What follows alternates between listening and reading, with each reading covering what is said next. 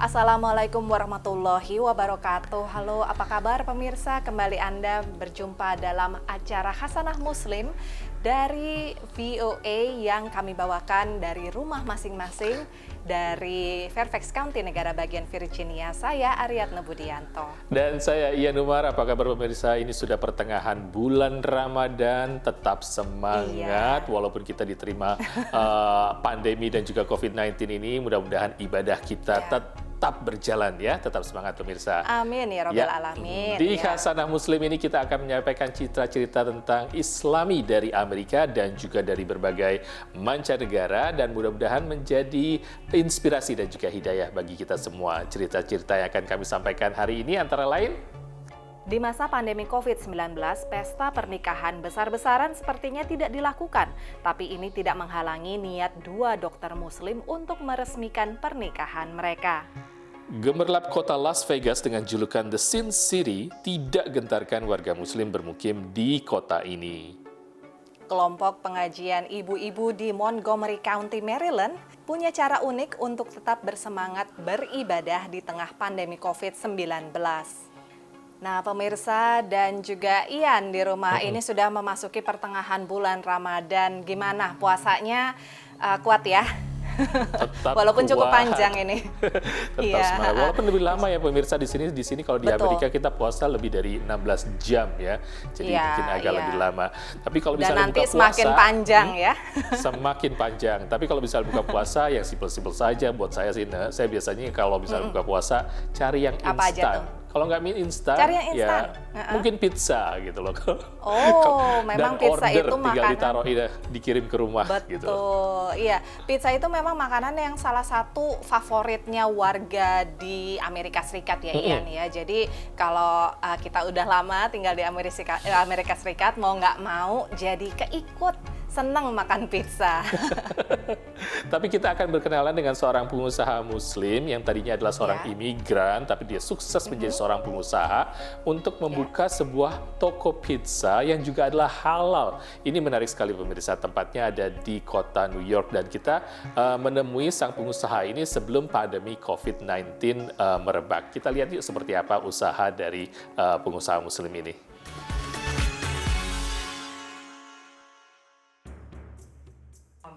Haki Akdenis memilih tinggal di sebuah apartemen mungil di New York. Walau dulunya tunawisma, kini Haki adalah seorang miliuner. Dream is not about money. Dream about what you want to live. What you want to live for. Like I always say, it's not about how much we have. My watch maybe $100. Can I buy maybe Rolex? Yeah, absolutely I could buy Rolex. But why should I? Haki, yang kini berusia 39 tahun, terlahir dari keluarga suku Kurdi yang tinggal di Turki, salah satu dari 17 anak. Di usia belasan tahun, ia merantau ke Kanada, dan tahun 2001 mencoba peruntungan ke kota New York. Seorang teman Amerika berjanji akan menolongnya, tapi sesampainya di New York, sang teman tidak mengangkat telepon. Dari hotel murahan hingga bangku di stasiun kereta menjadi tempatnya bermalam, hingga ia menemukan Bowery Mission, rumah singgah tunawisma yang menjadi tempat tinggalnya selama 3 bulan. And they were about 30, maybe 25 to 30 people they were sleeping in my area. People they think is a very easy, absolutely is not easy to live in shelter. People that think to go in a shelter or live in the street as a freedom is not freedom. Ia mendapat pekerjaan sebagai pencuci piring di restoran pizza. Di waktu luang, ia belajar memotong dan membuat pizza. Ia bekerja 19 jam sehari dan sangat berhemat. Berkat tabungannya, beberapa tahun kemudian, Haki berhasil membeli restoran pizza. Tapi bersaing menarik pelanggan di kota dengan ratusan restoran pizza ini tidaklah mudah. Hingga ia memenangkan sebuah kontes membuat pizza dan diwawancarai sebuah majalah.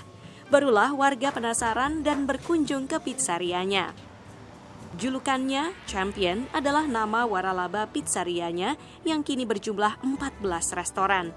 Haki diundang berbicara di PBB. Instagramnya diikuti lebih dari 4 juta orang.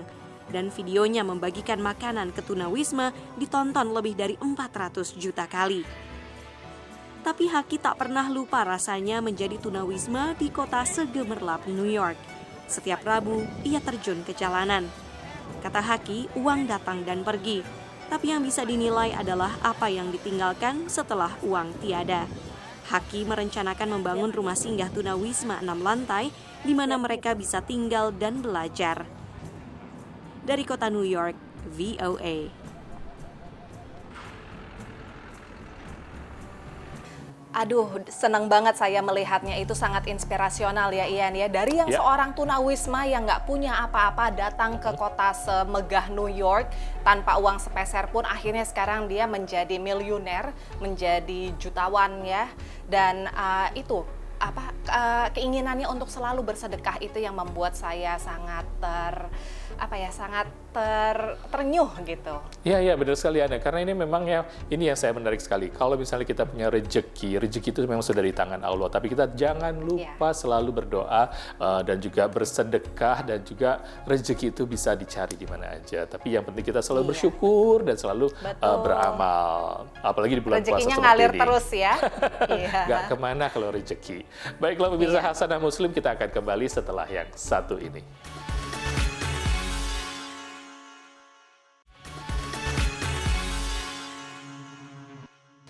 Masih dalam Hasanah Muslim produksi VOA, pemirsa, dalam rangka bulan suci Ramadan di masa pandemi ini, pemirsa, ini membuat tantangan tersendiri tentunya bagi kita dalam beribadah, karena kita juga kita nggak bisa buka puasa bersama ya Ian ya, kita nggak bisa berkumpul untuk sholat tarawih bersama dan lain sebagainya. Untungnya ada teknologi ya Ian ya, jadi kita masih bisa melakukannya bersama walaupun dalam jarak yang terpisah. Benar, ada terus semangat, apalagi kalau misalnya kita ngikutin kelompok pengajian ibu-ibu ini di Montgomery County di Maryland, yang mereka punya cara unik untuk saling menyemangati dan juga tetap menjalankan ibadah puasa mereka dan juga pengajian mereka di masa pandemi ini. Dan caranya sangat unik, kita lihat yuk caranya seperti apa.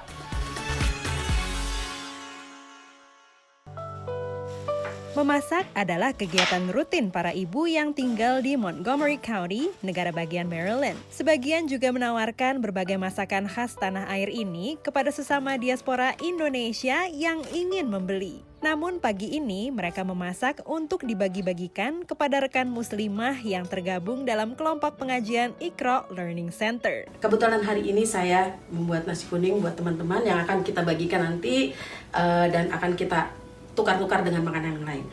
Saya akan memberikan serabi Jawa. Saya membuat rujak serut yang akan didelivery ke rumah Ibu Siti. Menyiapkan makanan halalan Thoyiban atau makanan halal yang bersifat baik menjadi bagian dari acara Muhadaroh Iqra Learning Center atau ILC. Diadakan setiap 3 bulan sekali dan dihadiri oleh sekitar 30 anggotanya yang setiap minggu belajar agama Islam di bawah bimbingan Ibu Siti Hafsah, pendirinya. Nah, dengan adanya muhadharah ini mereka tetap bisa mengaji, mereka tetap bisa hafalan, mereka tetap bisa ketemu sama teman-teman yang biasanya ketemu tiap minggu. Nah, dengan adanya gini, ibu-ibu itu keimanannya itu makin bertambah ya. Perintah tinggal di rumah yang diberlakukan di negara bagian Maryland sejak awal April mengubah pertemuan yang biasanya tatap muka menjadi pertemuan daring melalui aplikasi Zoom. Mukanya hampir mirip semuanya ya. Jadi untuk cari mana yang jadi agak tapi seneng juga sih. Jadi bedanya kalau kita tatap muka kan lebih touching karena di depan kita. Tapi kalau di sini tuh rasanya agak jauh. Tetap diadakannya muhadaroh secara online disambut positif oleh Eka Widiawati, salah satu anggotanya. Pengajian itu bagus ya, tetap mengingatkan kita bahwa kita sedang diuji, dicoba sama Allah dengan adanya pandemik ini.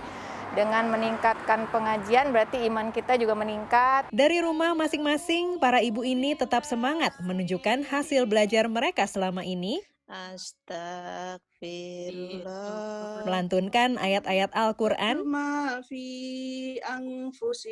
menghafalkan doa, surat-surat,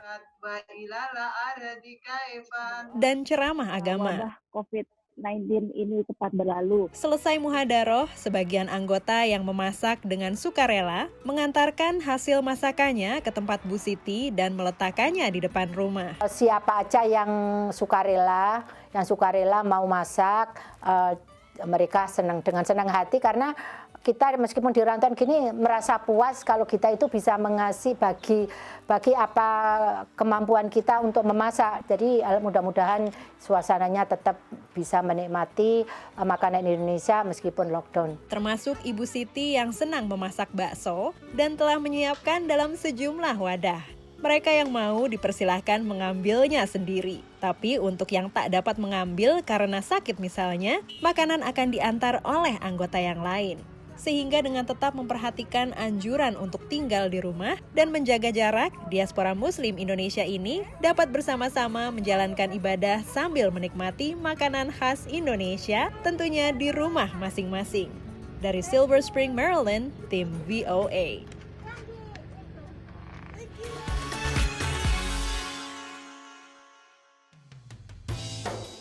Inilah suasana di dapur hotel tempat penyelenggaraan Muktamar IMSA, Indonesian Muslim Society in America, akhir tahun lalu. Para relawan sibuk menyiapkan makanan bagi sekitar 1.000 peserta muktamar. Sekitar 200 peserta muktamar mendaftar menjadi relawan. Selain memasak dan menyajikan makanan, mereka juga membantu di madrasah dan mengatur dharma wisata bagi anak-anak kecil. Semangat menjadi relawan memang telah menjadi bagian dari kehidupan warga di Amerika sejak negara ini berdiri. Ada banyak alasan mengapa seseorang mau meluangkan waktu bekerja secara sukarela. One of the things that inspires me to volunteer at events is that I find fulfillment in serving. So I find this as an avenue to be with the community. So I think it's important also to think about others more than yourself also, and volunteering is a big part of it. So organisasi berbasis agama di Amerika memang menjadi salah satu penggerak kegiatan relawan, termasuk Dompet Duafa Amerika di Washington DC. Didirikan tahun 2012, Dompet Duafa Amerika resmi menjadi organisasi amal tahun 2014 dengan misi dakwah dan kemanusiaan. Jadi memang di dalam Islam memang banyak hadis dan juga ayat Al-Quran yang menganjurkan kita untuk memberi, saling membantu, dan tidak tersekat oleh agama dan siapapun seperti itu.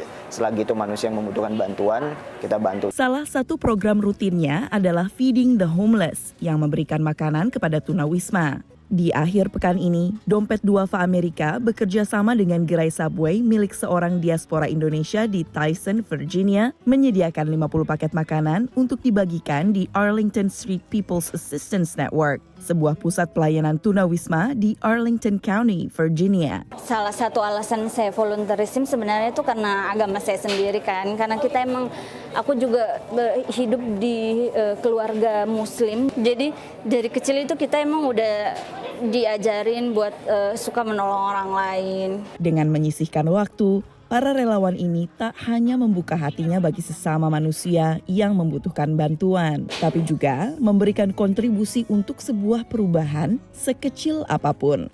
Dari Chicago, Illinois, dan Tyson, Virginia, Valdia Baraputri, Nia Iman Santoso, VOA.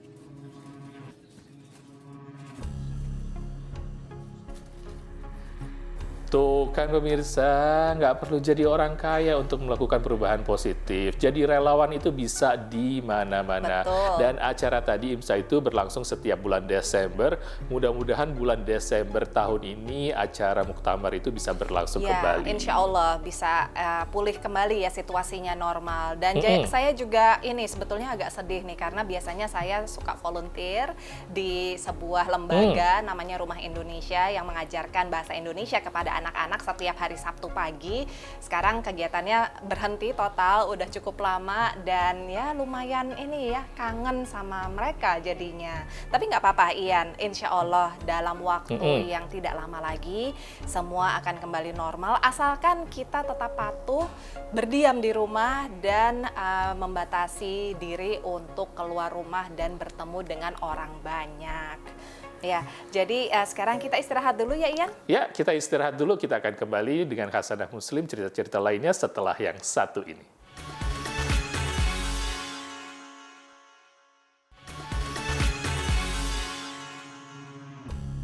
Pemirsa, masih dalam Khasanah Muslim Produksi VOA di Amerika Serikat itu, bagi saya menjalankan puasa itu cukup menantang karena Amerika Serikat ini banyak sekali godaannya ya Ian ya.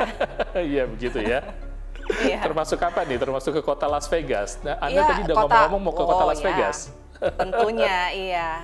Nah, di kota Las Vegas ini ternyata ada sejumlah komunitas Muslim yang walaupun tinggal di kota berjulukan apa namanya Sin City, Sin City, kota dosa, ya. Tapi ternyata mereka tetap menjalankan ibadah mereka dan tetap menjalankan keimanan mereka.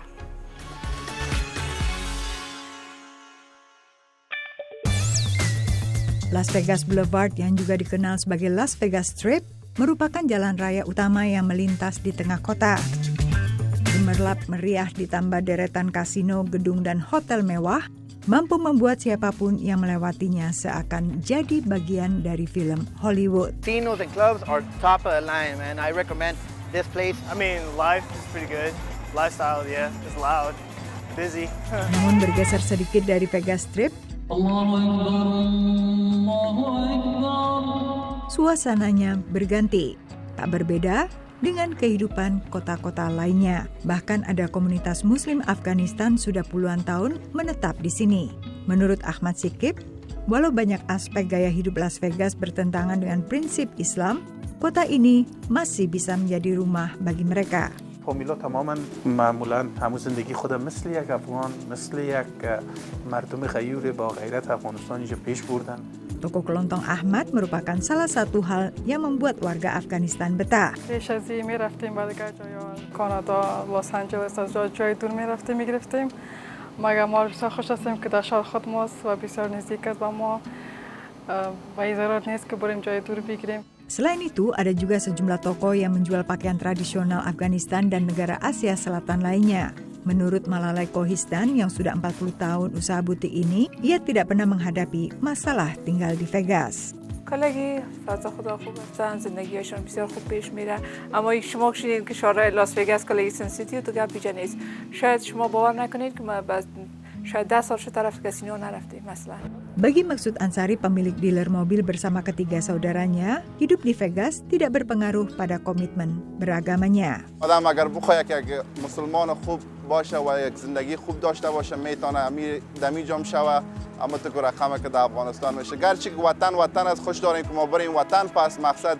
Kota berslogan What Happened in Vegas, Stay in Vegas. Apa yang terjadi akan tetap di Vegas memang tujuan wisata, tapi bukan itu saja alasan orang ke Vegas. Sebagian seperti para imigran Afghanistan, mencari kualitas hidup yang lebih baik menjadi salah satu alasan utama mereka.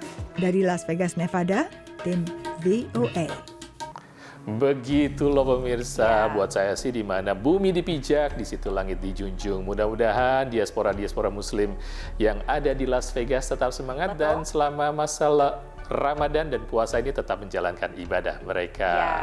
Dan semua kegiatan tidak terhentikan dong ya. Betul, walaupun memang ada beberapa hal misalnya kayak pesta, acara besar gitu ya yang melibatkan banyak orang, perkumpulan, buka puasa bersama itu terpaksa ditiadakan sekarang. Tapi ini ada kisah yang unik Ian. Jadi pandemi COVID-19 ini walaupun melarang atau menghimbau kita untuk memisahkan jarak satu sama lain, tapi tidak menghalangi mereka untuk merayakan pesta pernikahannya.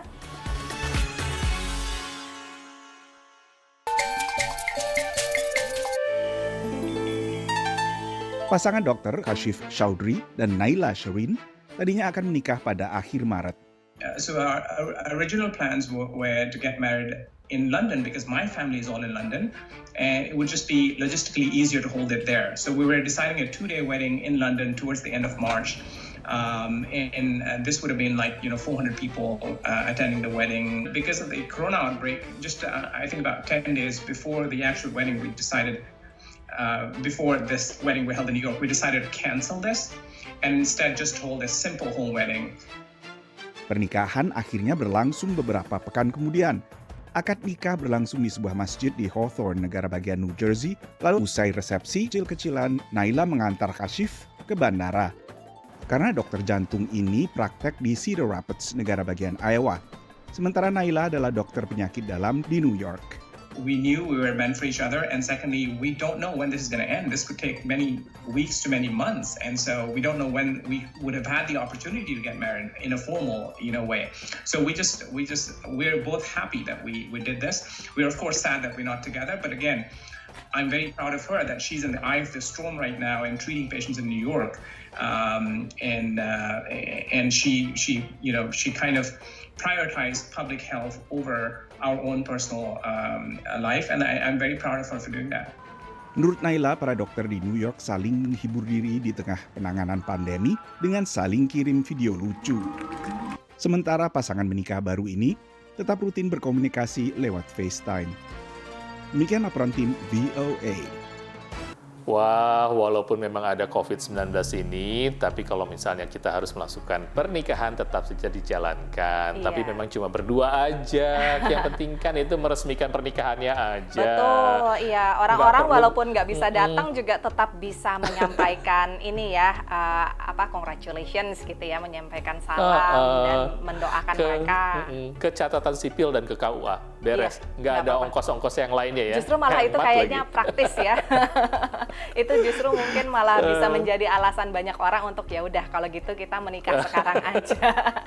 Menarik Ya. sekali. Pemirsa, gimana cerita-cerita tadi di Hasanah Muslim? Liputan-liputan kami mudah-mudahan menjadi inspirasi bagi kita semua dan tetap semangat untuk menjalankan ibadah puasa. Saya Ian Umar dari Washington DC. Dan saya Aryatna Budianto dari Fairfax, negara bagian Virginia.